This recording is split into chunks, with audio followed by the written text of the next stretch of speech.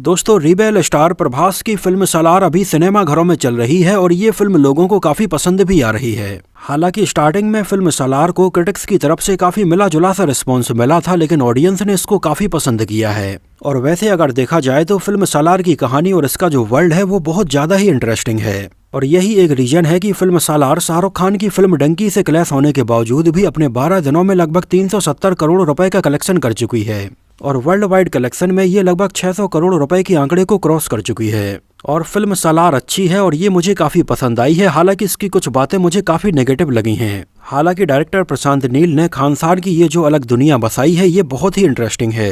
हालांकि इस तरह से ये पूरा अलग ही वर्ल्ड बनाना, वहाँ के नियम कानून, वहाँ पर रहने वाले लोग, वहाँ होने वाली पॉलिटिक्स, राजगद्दी के लिए लड़ाई, ये बहुत ही इंटरेस्टिंग चीजें हैं। और इस कहानी को प्रशांत नील 2 पार्ट में बनाने वाले हैं। तो उसका पहला पार्ट सालार सीज फायर रिलीज हो चुका है और इसका अगला पार्ट होगा सालार पार्ट 2 सौर्यांग। और वैसे अगर देखा जाए तो प्रशांत नील ने ऑडियंस को फिल्म सालार में एक्साइट करके छोड़ दिया है और पूरा का पूरा जो मसाला है वो हमें इसके पार्ट 2 में देखने के लिए मिलेगा।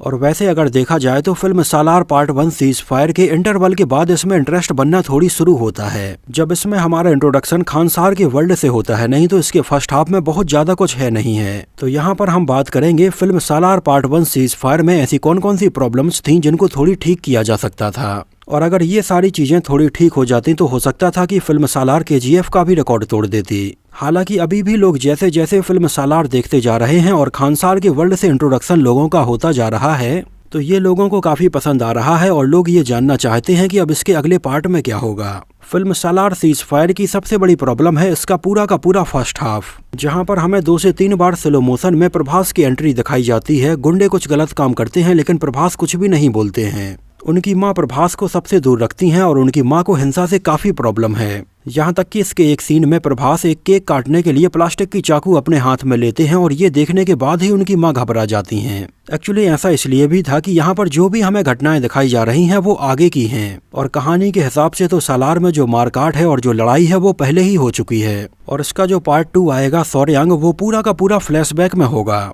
कि आखिर उस समय खानसार में हुआ क्या था, प्रभास ने कैसे ये सील बनाई और कैसे वो वहां से बाहर आए। और इसके पार्ट 2 में हमें प्रभास और पृथ्वीराज सुकुमारन, जो कि इतने अच्छे दोस्त थे, वो आगे चलकर दुश्मन कैसे बने ये भी बताया जाएगा। तो एक्चुअली फिल्म सालार का जो फर्स्ट हाफ है वो पूरा का पूरा निकल जाता है और ऑडियंस समझ ही नहीं पाती है कि आखिर ये हो क्या रहा है। हालांकि आगे चलकर जब इसके सेकंड हाफ में खानसार से हमारा इंट्रोडक्शन होता है तो ये सारी चीजें क्लियर होने लगती हैं। लेकिन फिर भी इसके फर्स्ट हाफ की जो कहानी है वो काफी स्लो तरीके से आगे बढ़ती है और इसके फर्स्ट हाफ की वजह से बहुत सारी ऑडियंस इससे कनेक्ट नहीं हो पाई थी। दूसरा जो पॉइंट है वो ये है कि इसमें प्रभास की बस हाइप क्रिएट की गई है, प्रभास का एक भी डायलॉग नहीं रखा गया है। हालांकि ये बात अलग है कि इसके पार्ट 2 में हमें प्रभास की फाइट और ये सारी चीजें देखने के लिए मिलेंगी, लेकिन एटलीस्ट फर्स्ट हाफ में हमें प्रभास के कुछ डायलॉग या कुछ ऐसे सीन तो दिखाए जाते जिससे कि ऑडियंस का इंटरेस्ट और बढ़ता।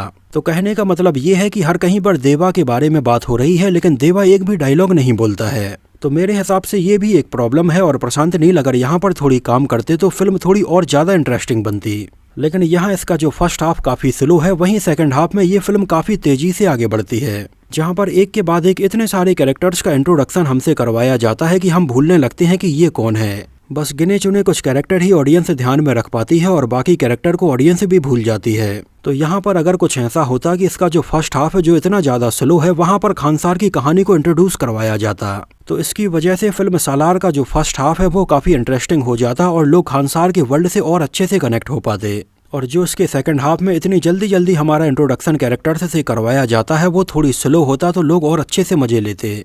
और इसके सेकंड हाफ में आखिरी तक फिल्म बहुत ज्यादा इंटरेस्टिंग हो जाती है और ये फिल्म यहीं पर खत्म हो जाती है। और प्रशांत नील का प्लान ही ये था कि लोगों को एक्साइट करके वो यहाँ पर छोड़ देंगे और इसके पार्ट 2 में आगे की कहानी दिखाएंगे। तो ये भी लोगों को थोड़ी डिसअपॉइंटिंग लगा कि फिल्म सालार पार्ट 1 में ऐसा कुछ दिखाया नहीं और सारी की सारी चीजें इसके पार्ट 2 के लिए रखी हैं। इसके अलावा फिल्म सालार देखते टाइम पर एक और चीज सामने आ रही थी कि अगर आपने फिल्म उग्रम देखी है तो आप समझ सकते हैं कि फिल्म सालार की जो कहानी है वो काफी हद तक फिल्म उग्रम से ही इंस्पायर्ड है। और इंस्पायर्ड ही किया, फिल्म उग्रम में होने वाले सारे के सारे इंसिडेंट हमें फिल्म सालार में भी देखने के लिए मिलते हैं। अगर आपने फिल्म उग्रम और सालार दोनों देखी हैं तो आप इसको बहुत अच्छे से कनेक्ट करके देख पा रहे होंगे। हालांकि फिल्म सालार का जो वर्ल्ड है वो बहुत बड़ा है और इसमें हमें उग्रम की छोटी सी झलक दिखाई जाती है। फिल्म सालार जब बनना शुरू हुई थी तभी से ऑडियंस ये अंदाजा लगा रही थी कि ये फिल्म KGF से कनेक्ट तो होगी ही होगी। और ऑडियंस ये देखने के लिए काफ़ी एक्साइटेड थी कि क्या इसमें हमें रॉकी का कैमियो देखने के लिए मिलेगा। लेकिन अफसोस कि ऐसा कुछ भी नहीं हुआ। फिल्म सालार का जो वर्ल्ड है वो बहुत ही अलग है और KGF का वर्ल्ड बहुत ही अलग है। हालांकि फिल्म सालार का जो वर्ल्ड है, इसकी जो स्टाइल है वो काफ़ी हद तक KGF के वर्ल्ड से ही मैच करती है। इस वजह से ऑडियंस बहुत ज़्यादा एक्साइटेड थी कि ये फिल्म KGF से कनेक्ट होगी। और फिल्म सालार के रिलीज होने के पहले इसमें हमें स्ट्रॉन्ग कनेक्शन ये भी देखने के लिए मिला था कि फिल्म KGF में जो करुणा था वो हमें फिल्म सालार में दिखाया जाता है। फिल्म KGF में जो ईश्वरी राव थी वो भी हमें सालार में दिखाई जाती हैं। तो ऑडियंस को ऐसी बहुत सारी उम्मीदें थी, लेकिन फिल्म सालार जब लोगों ने देखी और रॉकी भाई का इसमें कैमियो नज़र नहीं आया और ऑडियंस को ये पता चला कि ये KGF से भी कनेक्टेड नहीं है, तो ऑडियंस थोड़ी डिसअपॉइंट तो जरूर हुई थी। लेकिन फिर भी सालार का जो वर्ल्ड है वो भी बहुत ज़्यादा इंटरेस्टिंग है और लोगों को ये पसंद आया है। और अब इसके पार्ट 1 को देखने के बाद तो ऐसी बिल्कुल भी उम्मीदें नहीं है कि ये KGF से कनेक्टेड होगी। हालांकि किसी भी तरह से अगर इसमें रॉकी भाई का थोड़ा सा भी कनेक्शन हो जाता तो फिल्म सालार आज अलग ही रिकॉर्ड बनाती। इसके अलावा इसमें मुझे एक और प्रॉब्लम नजर आई। श्रुति हसन का जो कैरेक्टर है वो उतना ज़्यादा इम्पैक्टफुल नहीं लगा। पता नहीं हिंदी डब्ड वर्जन में उनके डायलॉग बोलने का जो तरीका है या उनका जो किरदार है वो बहुत ज़्यादा अच्छे से मैच नहीं हो रहा था। और मुझे लगता है कि उनकी जगह पर अगर कोई और एक्ट्रेस होती तो वो अच्छे से मैच होती। इसके अलावा सालार का एक और जो माइनस पॉइंट है वो है इसका बैकग्राउंड म्यूजिक और इसमें रखे जाने वाले गाने। हालांकि फिल्म सालार के लिए म्यूजिक रवि बसरूर ने ही कंपोज किया है, जिन्होंने KGF के लिए म्यूजिक एल्बम कंपोज किया था। लेकिन KGF के चाहे गाने हो या इसका बैकग्राउंड म्यूजिक हो, ये लार्जर देन लाइफ हैं। लेकिन हमें सालार में ऐसा कोई भी यादगार गाना या बैकग्राउंड म्यूजिक सुनने के लिए नहीं मिलता है जो हमेशा हमेशा के लिए याद रहे। तो फिल्म सालार का जो म्यूजिक है वो इसका काफ़ी बड़ा नेगेटिव पॉइंट है, क्योंकि अगर फिल्म का म्यूजिक और बैकग्राउंड म्यूजिक दमदार होता है तो लोग सालों सालों तक इसके बारे में बात करते हैं। लेकिन अफसोस कि हमें सालार में ऐसा कुछ देखने के लिए नहीं मिला है। इसके अलावा ज़्यादातर ऑडियंस KGF से बहुत अच्छे से जुड़ी है और इसके वर्ल्ड से भली भांति वाकिफ़ है। इस वजह से ना चाहते हुए भी फिल्म सालार देखते टाइम पर कहीं कहीं हमें KGF की याद तो जरूर आ रही थी, क्योंकि बिल्कुल सेम उसी ग्रे स्टाइल में फिल्म सालार को शूट किया गया है जैसा कि फिल्म KGF को शूट किया गया था।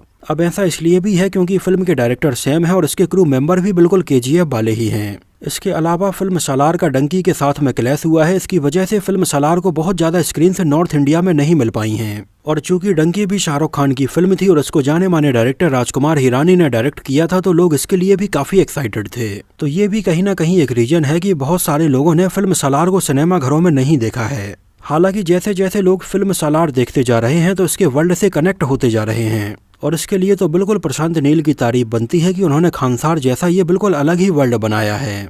और ऐसा बिल्कुल होने वाला है कि फिल्म सालार का जो अगला पार्ट है सालार सौर्यांग, वो बहुत ज़्यादा पॉपुलर होगा, क्योंकि तब तक लोग खानसार के इस वर्ल्ड से इंट्रोड्यूस होते जा रहे हैं और इससे कनेक्ट होते जा रहे हैं। तो ये तो बात हुई फिल्म सालार के छोटे छोटे माइनस पॉइंट के बारे में, जो अगर थोड़ी ठीक होते तो फिल्म सालार कुछ और ही कमाल दिखाती। हालांकि अगर मैं अपनी बात करूं तो मुझे ये काफ़ी पसंद आई है और मैं इसके पार्ट 2 को लेकर काफ़ी एक्साइटेड हूं। अगर आप लोगों ने अभी तक ये फिल्म नहीं देखी है तो इसको आप एक बार जरूर देखिए, और अगर देखी है तो ये आपको कैसी लगी थी हमें कमेंट सेक्शन में जरूर बताना। तो इस वीडियो में इतना ही। अगर ये वीडियो आपको पसंद आया हो, मेरी मेहनत आपको पसंद आई हो, तो इसको प्लीज़ लाइक करके मुझे इस बात का जवाब जरूर दीजिए। तो मिलते हैं किसी नए वीडियो में कुछ और ऐसी ही इंटरेस्टिंग और रोचक बातों के साथ।